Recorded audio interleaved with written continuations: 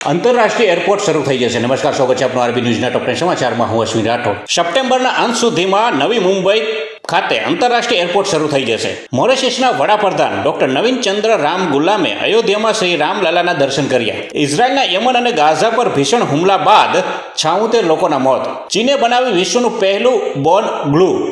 માત્ર 2 મિનિટમાં તૂટેલા હાડકાં જોડશે. કોઈ પેલેસ્ટીનીય રાજ્ય નહીં હોય, આ અમારી જમીન છે. ઇઝરાયેલી વડાપ્રધાન નેતન્યાહુનું આક્રમક નિવેદન. બ્રાઝિલના ભૂતપૂર્વ રાષ્ટ્રપતિ બોલ્સોનારોને 27 વર્ષની જેલની સજા.